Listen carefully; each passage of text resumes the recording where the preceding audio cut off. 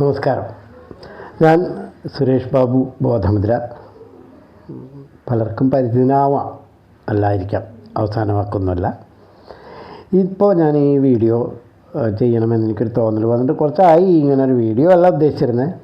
പബ്ലിക്കായിട്ട് ഈ മഹാഭാരതവും രാമായണവും ഭാഗവതവും ഒക്കെ ആൾക്കാർ വായിച്ച് കേൾപ്പിക്കാനും, മഹാഭാരതമല്ല, ഗീത വായിച്ച് കേൾപ്പിക്കാനും ഭാഗവതം വായിച്ച് കേൾപ്പിക്കാനൊക്കെ ഒരുപാട് ആൾക്കാരെ ഇവിടെ കണ്ടിട്ടുണ്ട്. പക്ഷേ എൻ്റെ മനസ്സിൽ കുട്ടിക്കാലം തൊട്ട് സ്വാധീനം ചെലുത്തിയിട്ടുള്ള ഒരു ഗ്രന്ഥമാണ് ജ്ഞാനപ്പാന. പൂന്താനം ഇല്ല പേരാണ് അദ്ദേഹത്തിൻ്റെ ഒറിജിനൽ പേരെന്താണെന്നുള്ളത് ഇതുവരെ അറിഞ്ഞിട്ടില്ല, വിളിച്ചിട്ട് വന്നിട്ടില്ല എന്നാണ് മനസ്സിലാക്കണേ. അദ്ദേഹം തിരുമാന്താംകുന്ന് ദേവിയുടെ അമ്പലത്തിലെ ഭക്തനായിരുന്നു, അനന്യഭക്തനായിരുന്നു എന്നൊക്കെയാണ് കേൾവി. മലപ്പുറത്താണ് അദ്ദേഹം ജനിച്ചിട്ടുള്ളത്. പൂന്താനം എന്നുള്ളൊരു ഇല്ലപ്പേര് ഉണ്ട്. ആ ഇല്ലത്താണ് അദ്ദേഹം ജനിച്ചിട്ടുള്ളത്. ജനിച്ച് കുറച്ച് കാലം വളർന്നു വലുതായ ഒരു ഭക്തിസാന്ദ്രമായിട്ടുള്ള അന്തരീക്ഷത്തിലായിരിക്കണം അദ്ദേഹം വളർന്നു വലുതായി. ഒരു കല്യാണമൊക്കെ കഴിച്ച് ഒരു കൊച്ചു ജനിച്ച് ആ കുട്ടിയുടെ ചോറൂണിൻ്റെ ദിവസം ആ കുട്ടി മരിച്ചു അത്രേ.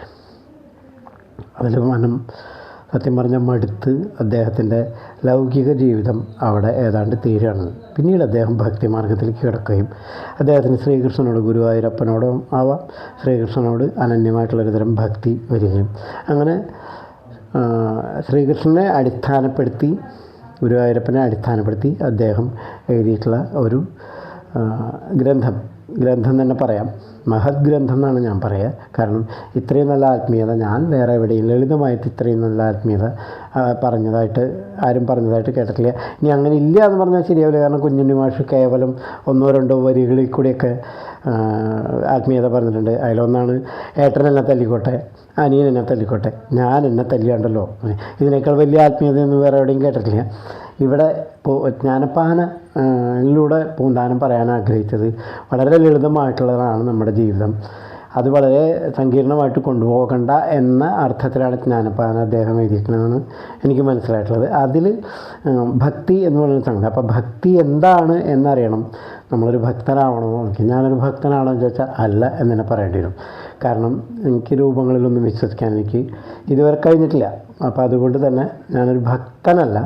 പക്ഷെ ഭക്തി എന്താണെന്ന് എൻ്റെ മനസ്സിൽ എന്താണെന്ന് ചോദിച്ചു കഴിഞ്ഞാൽ, ഈ 9 രസങ്ങൾ, ശൃംഗാരം, വീരം, കരുണം, ഹാസ്യം, രൗദ്രം, ബീഭത്സം, അത്ഭുതം, ഭയാനകം, ശാന്തം എന്ന 9 രസങ്ങളുടെ അപ്പുറത്ത് ഭക്തി, വാത്സല്യവും കണക്കാക്കിയിട്ടുണ്ട്. അപ്പോൾ ഈ ഭരതമുനിയുടെ 9 രസങ്ങളുടെ കൂടെയാണ് ഈ ഭക്തിയും വാത്സല്യവും മനസ്സിലാക്കുക. അപ്പോൾ ഭക്തി എന്താണ്? ഭക്തിയുടെ അടിസ്ഥാനം എന്താണ്?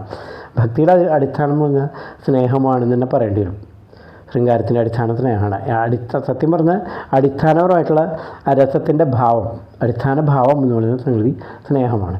ഇവിടെ ഭഗവാൻ എന്ന് പറയുന്നൊരു പ്രയോഗം, ആ ഭഗവാനോടുള്ള പ്രത്യേകതരം സ്നേഹവും ഇഷ്ടവും ഭാവവും ഒക്കെ കലർന്ന പിരിയാൻ വയ്യാകെയാണ് ഭഗവാനോടുള്ള പ്രണയമാണ്, അല്ലെങ്കിൽ പ്രേമമാണ് ഭക്തി. ആ ഭക്തിയുടെ ഏറ്റവും പീക്കിലെത്തി നിൽക്കുന്ന ഒരു അവസ്ഥയായിട്ട് എനിക്ക് തോന്നിയിട്ടുള്ളത് താദാത്മ്യം പ്രാപിക്കലാണ്.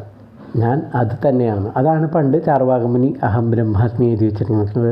പിന്നെ ഇവിടുത്തെ പൗരാണികർ ശിവോഹം എന്ന വിശേഷണം കൊടുത്തിരിക്കുന്ന എന്താ പറയുക, അഹം ബ്രഹ്മാസ്മി തന്നെ, ഞാൻ തന്നെയാണ് ബ്രഹ്മമെന്ന് മനസ്സിലാക്കുന്ന അവസ്ഥ. അതാണ് ഭക്തിയുടെ പാരമ്യത.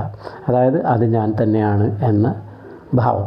ഇവിടെ പ്രപഞ്ചം ഉണ്ടാവുന്നതിന് മുൻപുണ്ടായിരുന്ന ചെറിയ കണം, ആ ചെറിയ കണം രൂപം പ്രാപിച്ചിട്ടിൽ പോലും ഇല്ലാത്ത കണം വലുതായി, എങ്ങനെയൊക്കെയോ വലുതായി. അതിന് മനസ്സുണ്ടായിരുന്നു, തലച്ചോറുണ്ടായിരുന്നില്ല എന്നാണ് എൻ്റെ കണ്ടെത്തൽ. ഞാനത് അന്വേഷിച്ച് എനിക്ക് മനസ്സിലായിട്ടുള്ള അകത്തേക്ക് കയറി മനസ്സിലാക്കണം. അതായത് നമ്മുടെ വയലാർ രാമവർമ്മ പണ്ട് എഴുതി വെച്ചിരിക്കുന്നു ഒരു ആരണ്യാന്തര ഗഹ്വരോദര, അതങ്ങനെയല്ല, ആരണ്യാന്തര ഗഹ്വരോദര തപസ്ഥാനങ്ങളിൽ സൈന്ധവോദാര ശ്യാമ മനോഭിരാമ പൊളിനോപാന്ത പ്രദേശങ്ങളിൽ ആരന്തർമുഖമി പ്രപഞ്ച പരിണാമോത്ഭിന്ന സർഗക്രിയാസാരം തേടിയലഞ്ഞു പണ്ട് അവരിലെ ചൈതന്യമെൻ ദർശനം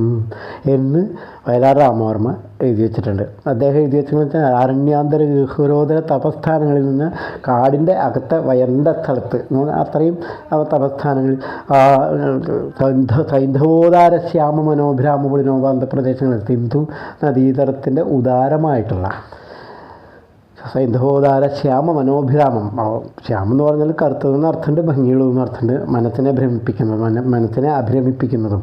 മനോഭിരാമ പുളിനോപാന്ത പ്രദേശങ്ങളിൽ അവിടെ ആ സിന്ധു നദീതീരത്തിലെ ഭംഗിയുള്ള പ്രദേശങ്ങളിൽ ആരന്തർമുഖം ഈ പ്രപഞ്ച പരിണാമോത്ഭിന്ന സർഗക്രിയാസാരം തേടി ആരാണോ അകത്തേക്ക് നോക്കിയിട്ട് സ്വന്തം അകത്തേക്ക് നോക്കിയിട്ട് പ്രപഞ്ച പരിണാമോത്ഭിന്ന സർഗക്രിയ എന്ന് പറഞ്ഞാൽ പ്രപഞ്ചം പരിണമിച്ച പ്രപഞ്ചം ഉണ്ടായതും അതിൻ്റെ പരിണാമത്തെക്കുറിച്ചും എല്ലാം അവനവൻ്റെ അകത്തേക്ക് നോക്കിയിട്ട് മറുപടി കണ്ടെത്തിയത് പ്രപഞ്ച പരിണാമോത്ഭിന്ന സർഗക്രിയാസാരം തേടി അലഞ്ഞു പണ്ട് അവരിലെ ചൈതന്യം എൻ ദർശനം എന്നാണ്. അതായത് ഇത് ഞാനിവിടെ അവസാന വാക്കൊന്നുമല്ല ആദ്യ വാക്കുമല്ല, അവർ പണ്ട് എന്നെക്കാൾ മുൻപ് അകത്ത് നോക്കിയിട്ട് കവി പറഞ്ഞതാണ്. വയലാർ രാമവർമ്മ പറഞ്ഞാണ്, ഞാനല്ല, എന്നെക്കാൾ മുൻപ് ആരോ വൃത്തിയായിട്ട് അകത്തേക്ക് നോക്കി ദൈവം എന്താണ് അല്ലെങ്കിൽ എന്താണ് ആത്മാവ് എന്ന് അന്വേഷിച്ച് അവരുടെ ചൈതന്യത്തിൻ്റെ കണ്ടിന്യൂഷനാണ് ഞാൻ എന്നാണ് അദ്ദേഹം പറഞ്ഞത്. ഇതൊക്കെ തന്നെയാണ് എനിക്കും പറയാനുള്ളത്. ഇവിടെ പൂന്താനം എന്ന് അറിയപ്പെട്ടിരുന്ന ആ മഹത് കവി ഒരുപാട് വളരെ ലളിതമായിട്ടുള്ള ഭാഷയിലൊരു ഗ്രന്ഥം എഴുതി വെച്ചിട്ടുണ്ട്. ആ എഴുതി വെച്ച് കഴിഞ്ഞതിന് ശേഷം അതിനെ ഗ്രന്ഥമാക്കണം. അതിൻ്റെ കഥകളൊക്കെ വേറെ ഉണ്ട്, ആ കഥകളൊക്കെ ഒരുപാട് കേട്ടിട്ടുള്ളതാണ്. എൻ്റെ ഉദ്ദേശം അതല്ല. ഈ പൂന്താനത്തിൻ്റെ ജ്ഞാനപ്പാനയിലൂടെ നമ്മളിലേക്ക് മനുഷ്യരിലേക്ക് കയറുന്ന തലച്ചോറിലേക്കും ഹൃദയത്തിലേക്കും കയറുന്ന കുറച്ച് സംഗതികൾ, അതായത് ആത്മീയത എന്ന് വേണമെങ്കിൽ പറയാം. എന്താണ് ആത്മീയത വെച്ചാൽ ആത്മാവുള്ളവനൊക്കെ ആത്മീയത ഉണ്ടാവുമെന്നാണ് ഞാൻ വിശ്വസിക്കുന്നത്. ഇവിടെ കണ്ടുവരുന്ന ആത്മീയത എന്താണെന്ന് എനിക്കറിയില്ല, പക്ഷേ ആത്മാവുള്ളവനൊക്കെ ആത്മീയത ഉണ്ടാവും. അപ്പോൾ ആത്മാവിനെ അനുസരിക്കുന്നൊരു ചടങ്ങ്, ആത്മാവിനെക്കുറിച്ച് അറിയുന്നൊരു ചടങ്ങിനെയാണ് ആത്മീയത എന്ന് എനിക്ക് മനസ്സിലായി. അപ്പോൾ ആ ആത്മാവിനെക്കുറിച്ച് അന്വേഷിച്ച് അറിയാൻ വേണ്ടി സ്വന്തം അക്ഷരം അറിയാൻ വേണ്ടി അന്വേഷിച്ച് കഴിഞ്ഞിട്ട് സ്വന്തം അക്ഷരം ഉപയോഗിച്ച് മറ്റുള്ള ആൾക്കാർക്ക് പറഞ്ഞു കൊടുക്കാനായിട്ട് നമ്മളുടെ പൂന്താനം ഒരു ശ്രമം നടത്തിയിട്ടുണ്ട്. ആ ശ്രമമാണ് ജ്ഞാനപ്പാന. അത് കവി കബീർദാസ് പറഞ്ഞതുപോലെ ഗൂംഗ ഗുഡ്ഖാനൊക്കെ ജയ്സെ മത് ബനോ എന്ന് പറഞ്ഞാൽ മൂങ്ങ ശർക്കര തിന്നത് പോലെയാവരുത്. നമ്മളെന്തെങ്കിലും മനസ്സിലാക്കിയാൽ അത് മറ്റുള്ള ആൾക്കാർക്കും പറഞ്ഞു കൊടുക്കണം, പകർന്നു കൊടുക്കണം എന്നാണ് കബീർദാസ് പറഞ്ഞ്. എനിക്ക് അതിനോട് യോജിക്കാൻ പറ്റുന്നുണ്ട്.